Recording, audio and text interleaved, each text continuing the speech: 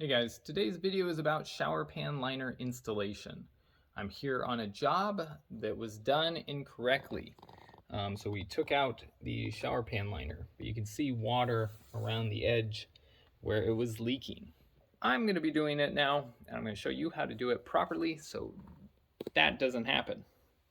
Okay, so first thing you got to do is obviously measure your shower space. You got to know what size shower pan liner you need.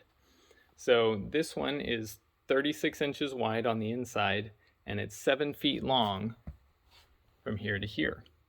Now that's not what you buy. You do not buy a 7 by 3 foot liner, because you need the liner to wrap up the sides and to go over the curb.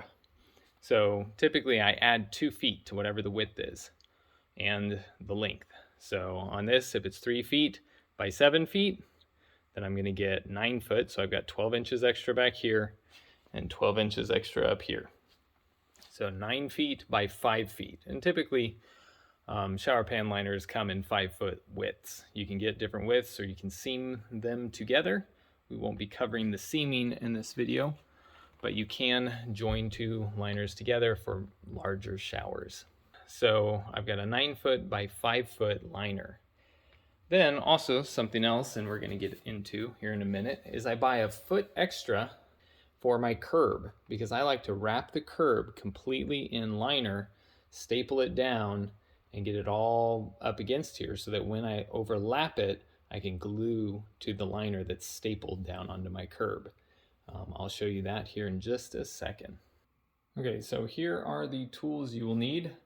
You need the shower pan liner adhesive. This is for Oatey specifically, so that's what I'm using. You should be wearing a respirator, a good one, because that stuff is pretty stinky. Need some silicone for around your drain flange there. You need either an adjustable wrench or pliers or something to tighten down those bolts on the flange. You need a caulking gun for that silicone. And then you need a utility knife, a nice sharp one, so you can cut the liner. I'm using a little cordless stapler, but you can use any kind of stapler. And then you need your corner dams. So these work on the curb here. When you put your pan down, pan liner, you can stick them into place, and they provide a seamless transition so that water does not make it into the corner. Okay, so we've got our excess here, and I cut off a little bit more than 12. I cut about 18 inches because I've got a 2 by 6 curb, so I wanted some excess. You can see the 5 foot width is way more than we need, but more is not always a bad thing. Covering that curb completely, I'm gonna make sure I'm in the corner, and I'm gonna put in just 2 staples way up there. Gonna make sure I'm seated into that corner well. I'm gonna come over here, do the same thing, make sure I'm good across there. And then I'm gonna put a couple more staples up here. On a weird angle. Okay. Typically they say to put your staples about 1/2 inch below the top of wherever your liner is going. But now we've got it all the way across, pushed into the corners. Now I'm going to come here to the corner. I'm going to find the corner, and I'm going to cut it diagonally. So I'm not just going to cut straight across it. I'm not going to cut straight up this way. I'm going to cut diagonally.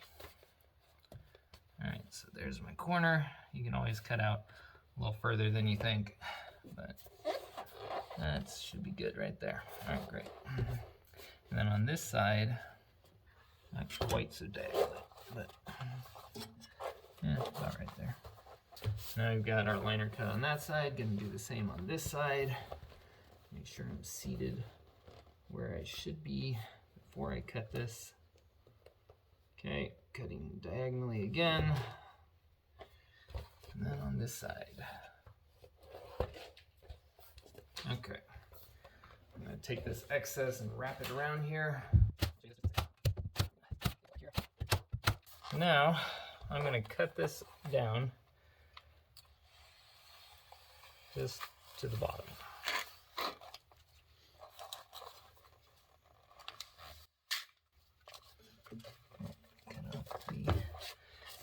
process.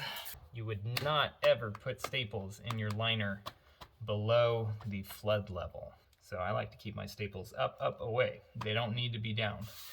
However, we are installing this pre-liner curb piece, which is going to act as kind of a base for the actual liner to go on top of. This one is okay to do this. I'm probably putting some more staples in here. I am not putting staples in this corner area. Down beneath it, over here, up top, but I'm keeping this area clean because when the liner wraps over this, it's going to be gluing down to right here, and this needs to be somewhat protected. Okay, one thing I forgot, whenever I'm videotaping, it seems like I get pretty distracted. But I like to put a corner piece here. Even though you're gonna have a corner and all that, I like to put a piece here underneath, overlapping. So we're gonna do that now. So you can take it and you can split it just like that, like a pair of pants. Okay, and obviously do it before you put all this up. It's a lot easier if that's out of your way. And you can just stick your piece like this, just like that. And you can staple it in place, and then lay your other piece down on top of it. And now you've got a shingled, protected corner. Now you still have this slit here, so water could make its way in there, and that's why we use one of these prefab corners, because that little spot right there, even though a lot of water probably can't make it in there, a little bit can. So we're gonna go over, once we have the actual liner, we're gonna do that. So that protects that little corner. But we've got belt and suspenders approach here for sure. All right. Okay, you don't have to do this, but I'm going to because I can. Hold it up a little bit there. Let it air dry before it tries to seal itself together. So we're gonna do the same thing on the other sides. Again, we're doing that whole shingling approach to water management. I'm gonna make sure we don't have any issues.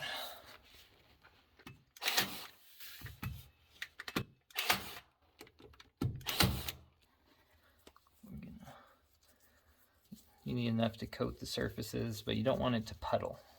Okay, we're gonna let that dry for a minute. So we're gonna do these opposite corners, test it. I like to touch if it's tacky, but it's not like just dripping, then you're good to glue them together. Depends on temperature.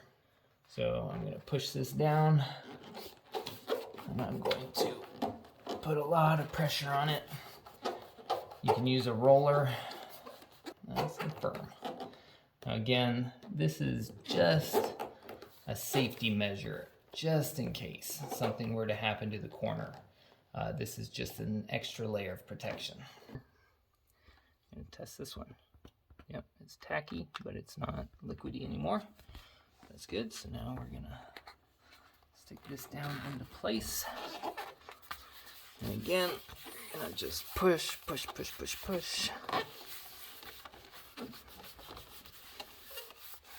So all we're doing is just wrapping around the corner.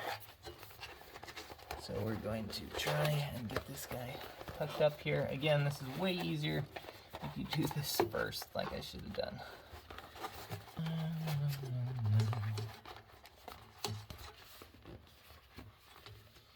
Okay, there we go. So now we're going to staple him, not into the metal plate. So again, not applying a ton. You don't want it to puddle. You just want to coat the surface. Fold it up and get it under.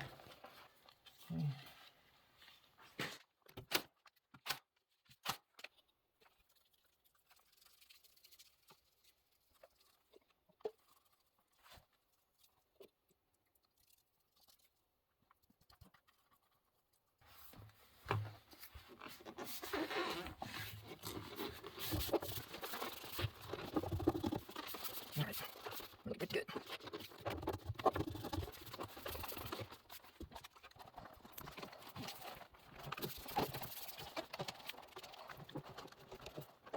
And you've got an extra layer of protection for when you bring your liner over. You want to make sure that nothing falls down into that hole.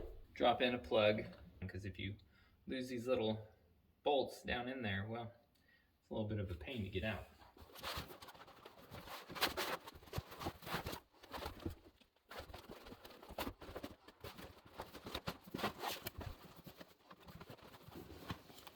Okay, so I am going to straighten this out a little bit now that's kind of laid out here. I want to get it centered somewhat. I want to make sure I've got enough overlap over my curb, and I'm coming up the side wall at least 4 inches again over my curb. We're up at 10.5 inches currently, and we've got more than enough to go over our curb, so we are good. And you just kind of walk this out. It's kind of like a pool liner. I make sure that I'm good everywhere, that my underlayment is laying flat, that I've pulled it out, that I've got it square to my opening so I'm not twisted too much. Make sure I'm into the corner pretty well.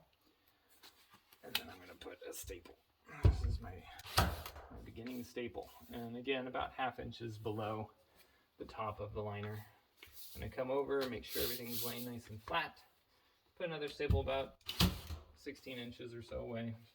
Your membrane, you get it up against there. And, you know, if you're stapling up high, which you should be, you can always pull a staple out if you're not quite right. It's up out of my way. I've got it what I think is straight. And now I can mess with this corner a lot more easily. When you're putting your hardy board, the thicker this corner is, the more the hardy board sticks out. So when I make this corner here, use my foot there, I want to make sure that I'm not having this come wrap around up onto the corner, because that's going to add additional height to the hardy board on this side. And I'm already going to have a lot on this side, so I want to make sure when I pull it back that I'm pretty well vertical here. So again, how we did that was it wraps around and it folds, okay? So I'm pushing this all the way into the corner, keeping it flat here, and then I'm just folding this piece up. And then I'm straightening it out and using my foot to kind of hold things in place before I get a staple into it. All right, so that feels good, feels straight, and it's going to be a nice clean corner. We're good to go. So I'm going to do the same over here.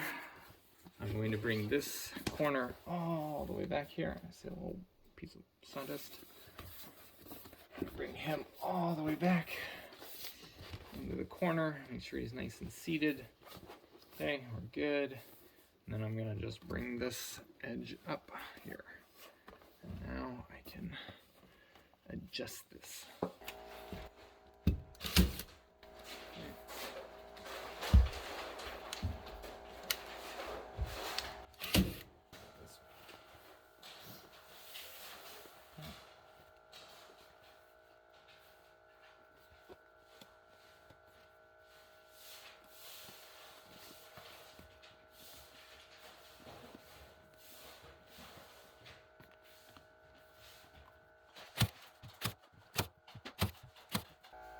Now the curb. So first thing we're going to do is position it, get it into place so that we can cut it. And make sure we're tucked down here on the floor. I'm going to put a staple right up here. And then the back side of here comes up. So we're going to be cutting it right here. Alright, so here at this corner, what I like to do is I find the corner, which is right there. Now I want to be careful because I've got, you know, the plastic that's underneath it, and I don't really want to cut into that. But what I like to do is I like to find my corner, which is right here, and I like to cut it back about 1/2 inch and then cut straight up from there. What that does is it creates a little kick up onto the side of my curb. You'll see that here in a second.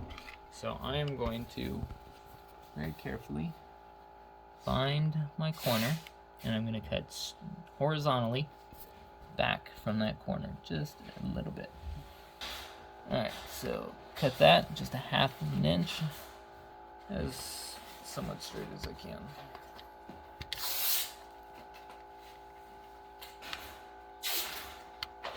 Okay, and so now I'll show you what I'm talking about. I've got a little bit of a kick up onto this edge. When I put that down, it's gonna glue nice into a seamless piece. It's not gonna be trying to stick to two pieces right in the corner. So it'll glue to that, and I'll get a nice good seal there, and then I'll wrap around, and it's gonna cover over this little area that has a little notch out of it. It's gonna cover that all up, cover. We're gonna be glued, and it'll be good. We'll do the same thing over here. Again, I'm looking on the other side to see where I'm cutting, because I don't want to nick that other side. There's more going on here than just what I'm cutting right now. Alright, so now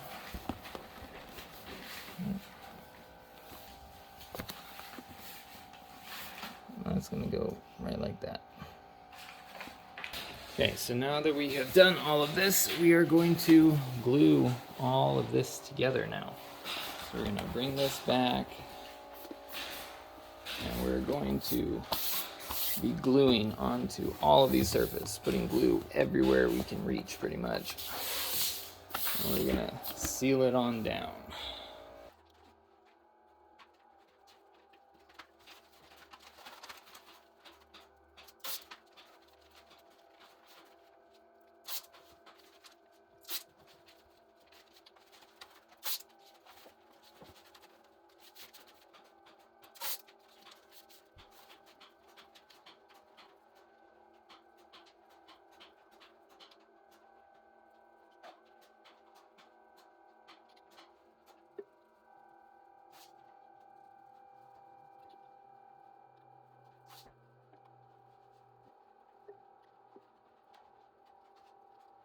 So we have glue all the way across here and all the way across the curve.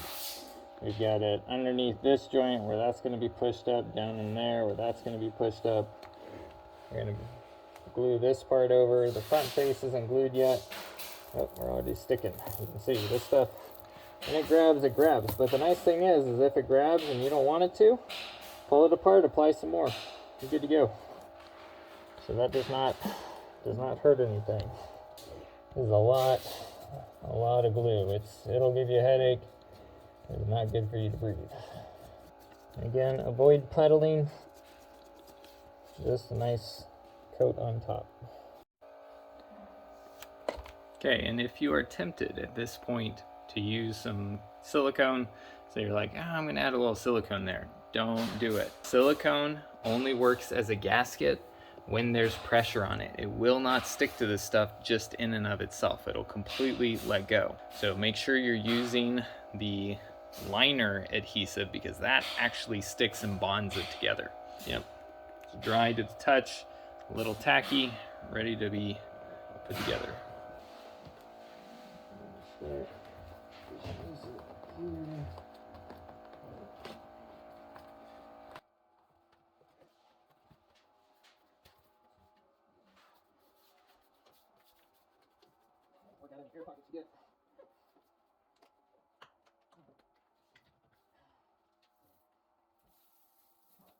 That's a bit of a roller.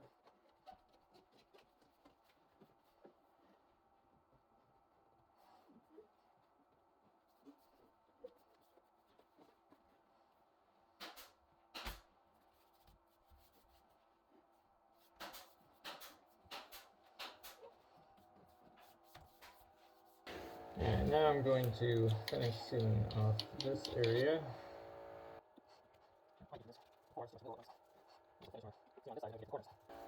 Right.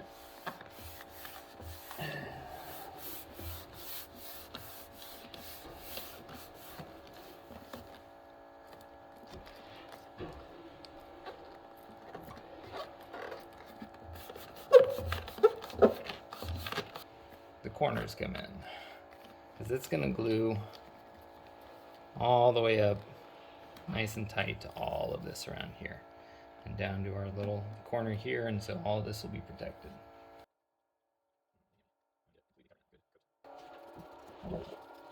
Do not rush this process. Move one at a time. So it looks like we've got good coverage, 100%.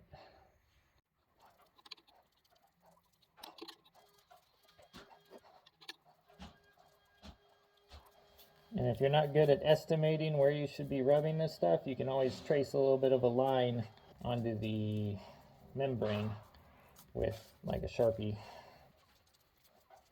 Waited long enough. Now we're going to get this into that corner. So remember, wherever it touches, it's going to want to stick pretty voraciously. So you've got to kind of work it in there and get it where it needs to go, into the corner first. That's where you're going to be applying your pressure. The corner, the corner. Okay, and then work your way out from that corner. That corner needs to be tight. And then push it out. And do this for at least 15 seconds, if not longer. Gotta make sure you are making a good bond. And I'm gonna add a little bit of glue onto this backside, push this in just so it holds it, but we're good. If you look here, you can see we got this one right. See how it wraps up a little bit? Wraps up so that even without our little corner dam, not a whole lot of water can make it in there. But now with our corner, we're gonna be good. It's gotta be to this point where you touch it and it's not pulling off on your finger, it's not liquidy. Okay. Good to go. Get it into the corner. That's where you gotta make sure that you're getting a good bond. Right into that corner. Alright. You can worry about the outside in a minute. Make sure you are bonded well at that corner.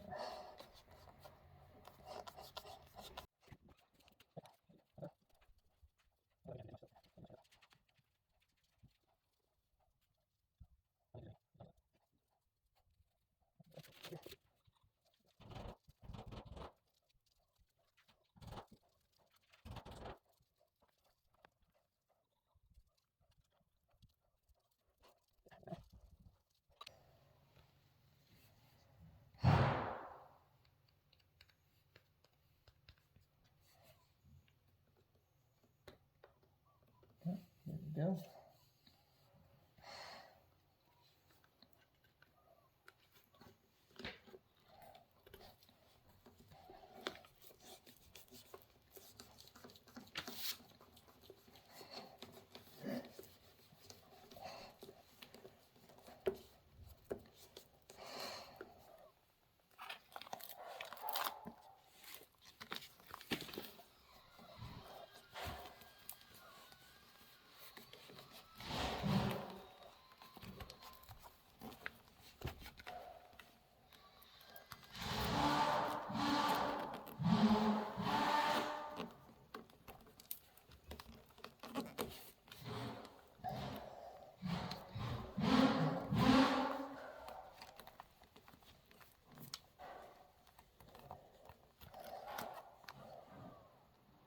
Okay, because I am a belts and suspenders kind of a guy, the corner is where most leaks occur.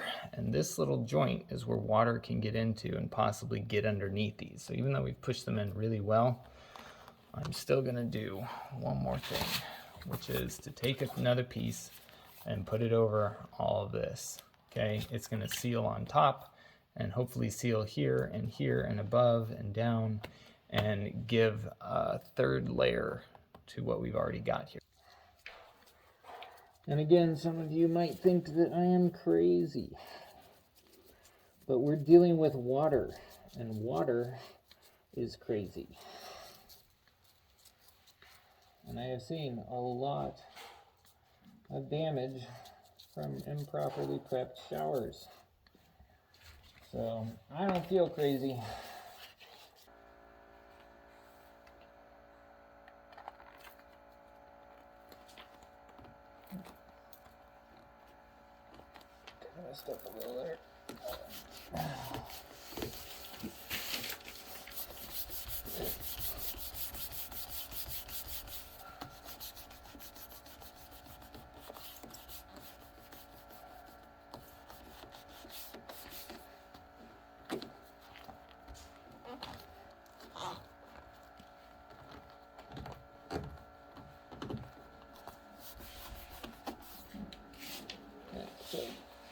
didn't quite get it perfect what I'd cut earlier. I'm just gonna nick it and pull it.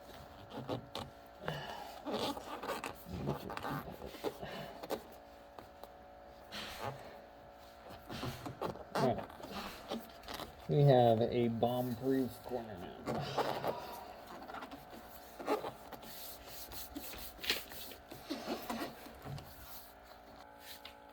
Alright, fold this in half and aim it for the middle. Right there.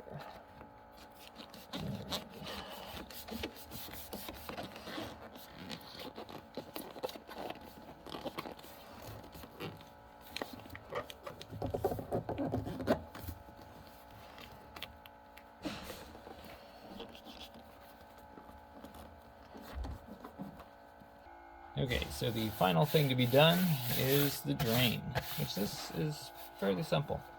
So I've got my bolts in there, and I'm just going to cut a little X over the top of each of the bolts. Little X, little X.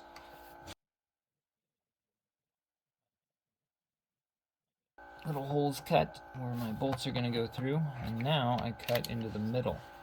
Okay, so I know the middle of my drain is going to be right in the middle of these X's.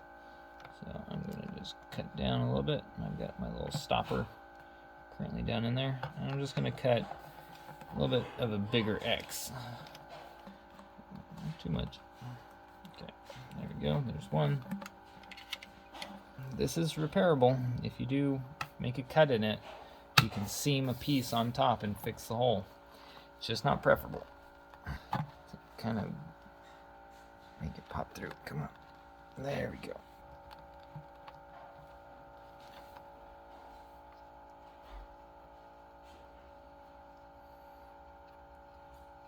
Alrighty. Okay, and we're going to trim off just a little bit, giving it kind of more of a circle appearance here.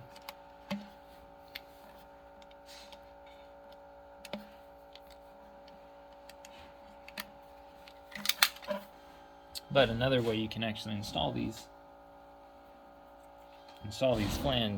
flanges is upside down, which we could always do that. And that increases the height to where you can bring the shower drain up higher. So if you've got a higher curb, you can bring this up and have your mortar bed underneath it. Okay, got my 100% all-purpose silicone, because if you get something else, it might be like acrylic silicone or siliconized acrylic or something like that. Anyways, get 100% silicone. And clear, white, it doesn't matter to the color. I just go with clear. Okay, and then what you're gonna do, all right, and this is what I do. I put a ton underneath here. Okay, it's gonna stick to the concrete and not do much good, other than it makes me feel good to know that there's just a big old glob of silicone all underneath here. But obviously you wanna get it all around this band where this is gonna be putting pressure down. So all right here, because that's what's gonna make the silicone do its job.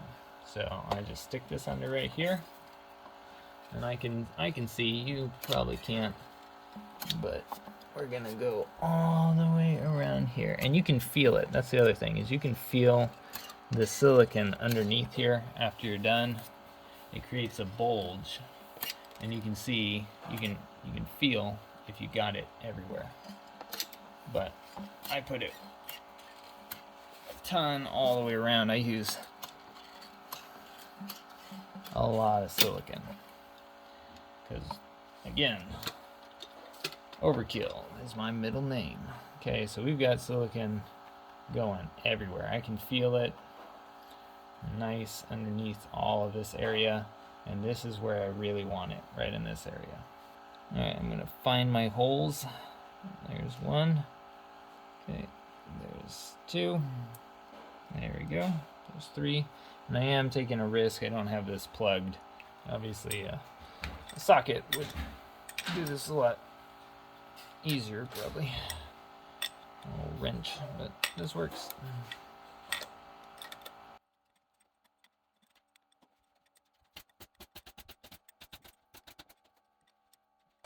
Okay. They're nice and tight there. Don't want to go too far. But I can feel silicone all the way around here. Yep, this will be a super tight seal. Just kind of flatten it. Again, it's not doing any good really out here. It's just to make sure that you get it good coverage under the flange. Okay, so it is the next day. I like to let the adhesives and everything dry for at least 4 hours, but overnight is better if you've got the time. Now we're gonna do our flood test. And as you can see, we've got a balloon in the hole, but you can buy a test plug for probably about 30 bucks that you can fill pneumatically. But a balloon works well if you're a part of the public sewer system. Tie a string to that balloon in case it gets sucked down. This is septic out here, so if it gets sucked down, I just suck it back out with a vacuum, so not a big deal. We're gonna fill it up to at least 4 inches, but we might go a little higher. And a hose with a stop at the end is definitely the way to do it.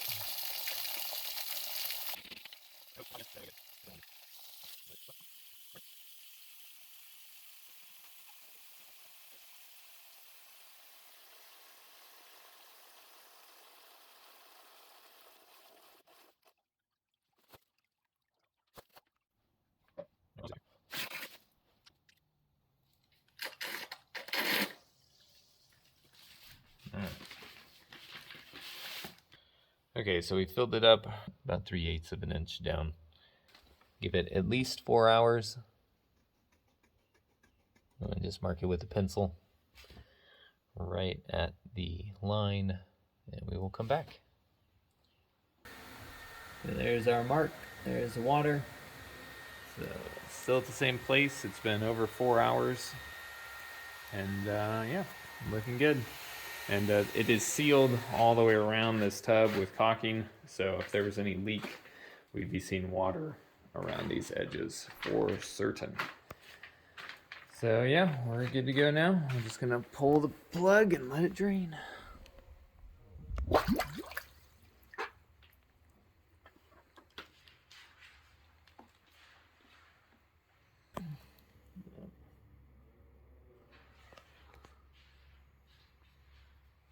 All right, well, that wraps up the liner installation. Hopefully this gives you the confidence to be able to do it yourself and to see the kind of details that you should be putting into the liner.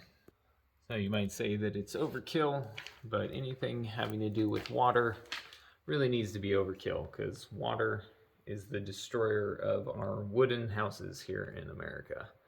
So pay attention to the water detail, because this is going to be here for a long time. All right, guys, hope you enjoyed the video, and I'll see you in the next one.